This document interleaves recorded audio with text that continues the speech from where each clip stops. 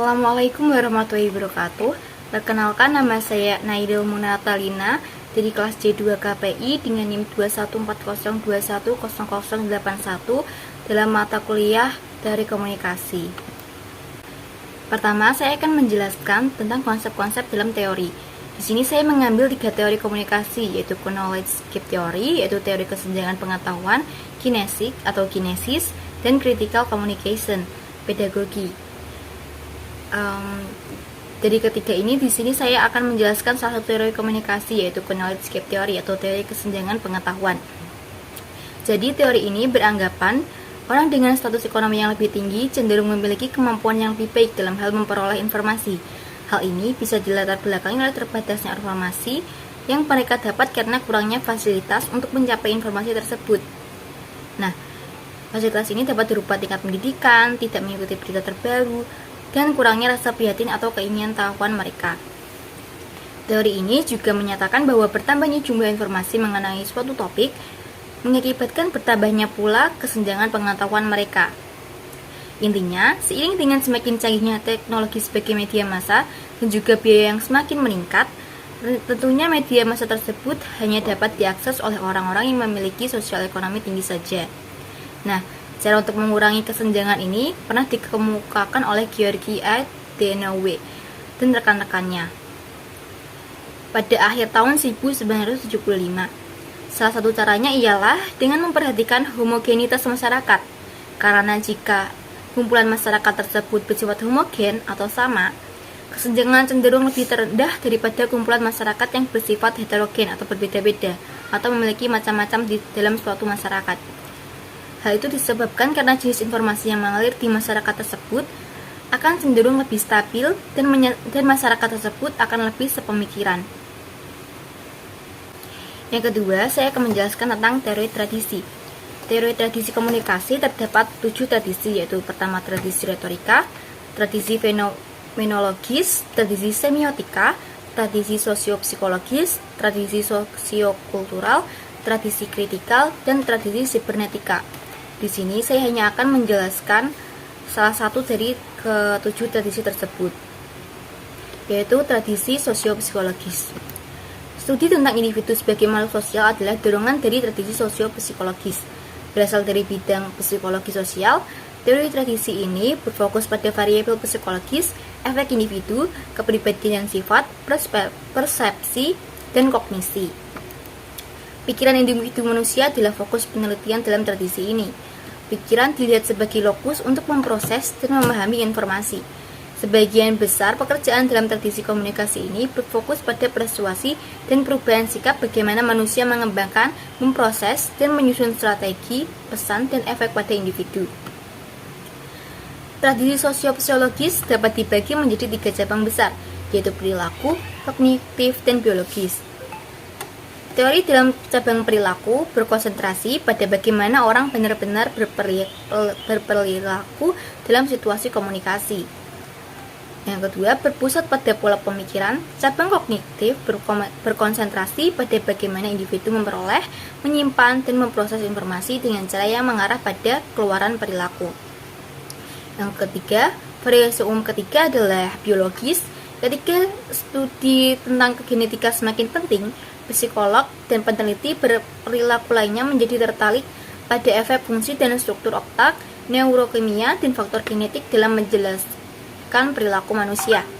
Teori pengurangan ketidakpastian atau uncertainty reduction theory dan teori pelanggaran harapan atau expectancy violation theory adalah contoh teori dalam tradisi sosiopsikologis karena berpusat pada proses kognitif yang berdampak pada perilaku komunikasi manusia.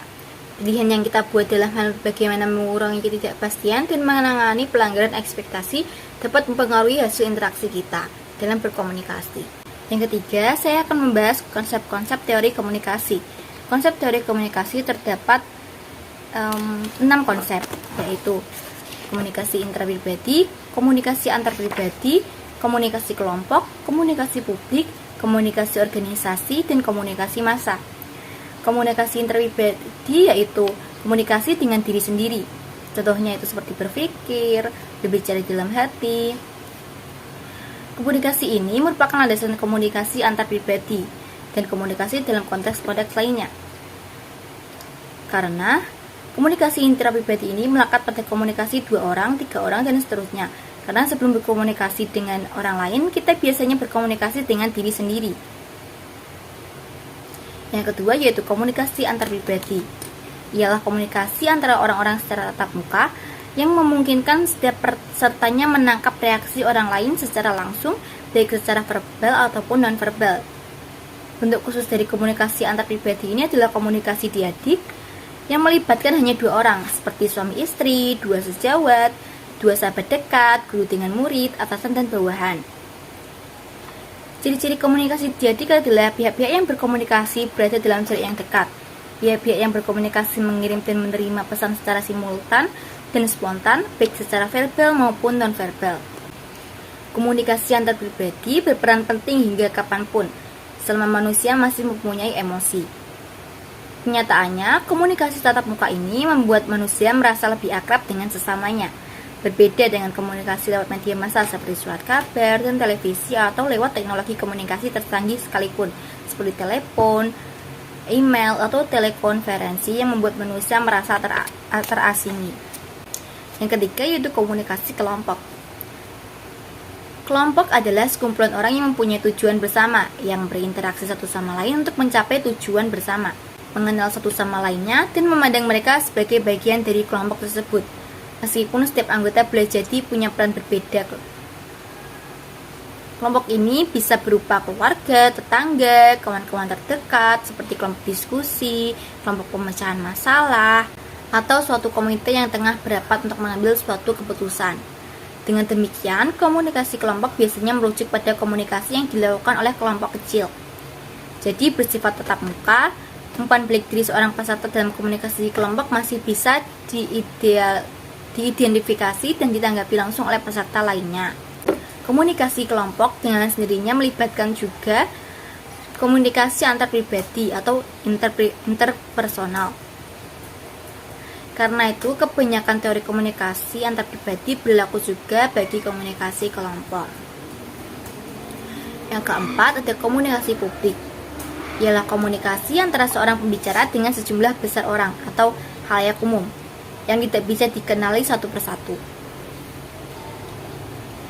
Komunikasi ini biasa dikenal sebagai pidato, ceramah, atau kuliah umum. Tidak seperti komunikasi antar pribadi yang melibatkan pihak-pihak yang sama-sama aktif. Suatu pihak, yaitu pendengar, dalam komunikasi publik cenderung pasif. Umpan balik yang mereka berikan terbatas, terutama umpan balik bersifat verbal. Umpan balik non verbal lebih jelas diberikan orang-orang yang duduk di jajaran depan, karena mereka lah yang paling terlihat jelas. Sesekali pembicara menerima umpan balik bersifat serempak seperti tertawa dan tepukan tangan.